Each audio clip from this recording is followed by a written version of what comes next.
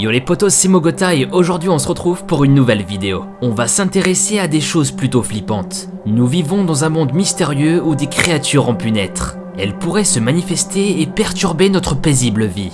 Je vous propose de voyager à travers certains pays et de découvrir ensemble des histoires fascinantes sur des créatures mythiques. Mais juste avant ça, je vous annonce que je lance un concours sur Instagram. Je fais gagner une Nintendo Switch, donc n'hésitez pas à me suivre sur le compte Mogota-sama. Pour participer, il vous faudra simplement liker le post et me suivre. Ensuite, je prendrai un gagnant au hasard sur tous les participants, donc n'hésitez pas, vous avez toutes vos chances. Enfin bref, c'est parti pour découvrir 5 créatures mystérieuses et terrifiantes.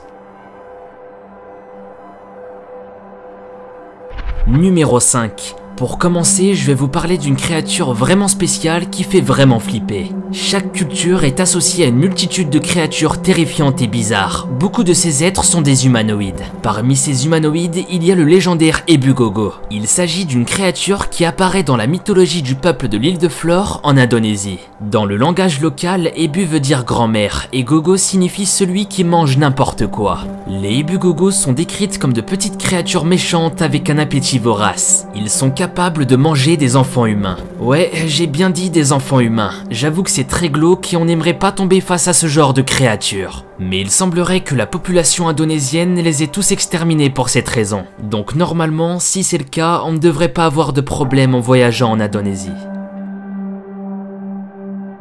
Numéro 4. Ici nous avons affaire au Luosha. Il s'agit de la version chinoise de la créature mythologique indienne, le Rakshasa. Les Luosha sont des sortes d'ogres démoniaques aux canines énormes et à l'aspect terrifiant. Les Chinois de l'ancien temps craignaient les Luosha, car ces derniers pouvaient prendre toutes sortes d'aspects pour tromper les humains et les dévorer. Leurs ongles étaient selon la légende venimeux, et ils aimaient consommer de la chair humaine et les nourritures en putréfaction. Ils vivaient dans un royaume caché des hommes. Il existe des dizaines de contes dans le folklore de la Chine mettant en scène ces redoutables ogres chinois. Il y a l'histoire d'une paysanne chinoise qui est allée rendre visite à sa famille. Elle était raccompagnée par son père car elle revenait de nuit. En traversant une forêt sombre, son père remarqua que soudain elle n'avait plus tout à fait le même air et que sa voix avait changé. Quand elle arriva chez son mari, il a été pris de panique et avertit ses parents, mais ces derniers le poussèrent quand même à faire chambre commune. Au milieu de la nuit, ils entendirent leur fils hurler au secours. Ils appelèrent des serviteurs et firent irruption dans la pièce. Ils ont vu un monstre tout noir tenant leur fils dans sa bouche. Quand ils lui lancèrent des torches, il a disparu, abandonnant le jeune homme ensanglanté et on ne retrouva jamais plus l'épouse.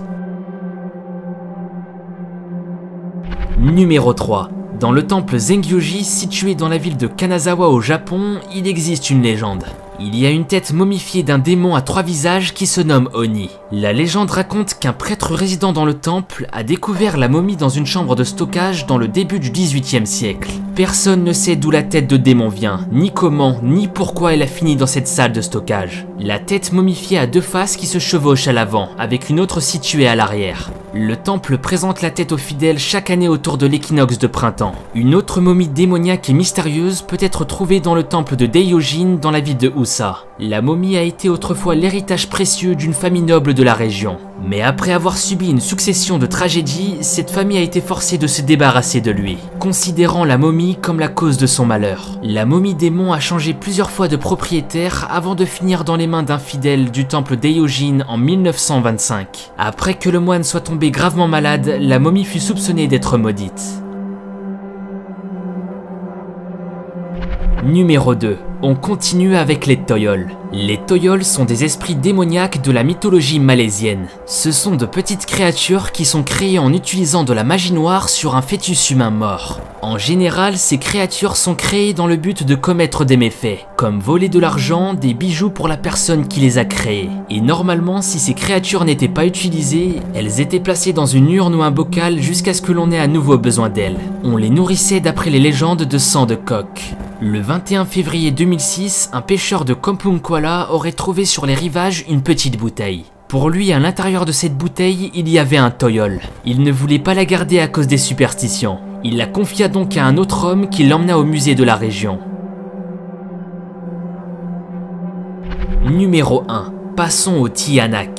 Il s'agit d'une créature mythique dans la mythologie des Philippines. Il attire sa proie avec sa voix. Les gens sont ensuite attirés dans la forêt profonde pour sauver un bébé dont ils ont entendu les cris et les pleurs. Certaines histoires racontent que les personnes errent à la recherche du bébé et se perdent jusqu'à mourir d'épuisement. D'autres histoires affirment que les personnes trouvent finalement un bébé au milieu des bois. Le bébé se transformerait soudainement en un monstre hideux avec de grandes dents pointues qui dévorent ses victimes. Ensuite, il reprendrait sa forme de bébé en attendant sa prochaine cible. Les Tianaks sont des bébés qui sont morts avant d'avoir reçu les rites du baptême. Après la mort, ils vont dans les limbes, une chambre de l'enfer où les non-baptisés morts se retrouvent. Les limbes les transformeraient en de mauvais esprits. Ces esprits reviennent dans le royaume des mortels sous la forme de lutins maléfiques pour manger les vivants. Le Tianak peut aussi être la progéniture entre un démon et un être humain. Il peut aussi être la progéniture d'une femme et d'un démon. Certains racontent qu'il peut provenir d'un fœtus avorté, et il reviendrait à la vie pour se venger de sa mère. Les Tianaks sont des créatures très sournoises. Ils vivraient dans les forêts les plus sombres. S'ils voient un homme, ils se transforment en ce qui ressemble à un bébé normal. Lorsque la personne approche, le Tianak revient à sa vraie forme et mange sa proie. Si j'étais vous les amis, je réfléchirais à 2 fois avant de me balader dans une forêt en pleine nuit. Et bien les amis, c'est déjà terminé, cette vidéo touche déjà à sa fin. En tout cas, j'espère qu'elle vous aura plu. J'en prépare de plus en plus qui vont arriver les jours suivants, donc n'hésitez pas à me soutenir avec un petit pouce bleu. Et si vous avez des idées de vidéos, partagez-moi ça en commentaire. Quant à nous, on se retrouve très vite pour une nouvelle vidéo. C'était Mogota, à bientôt.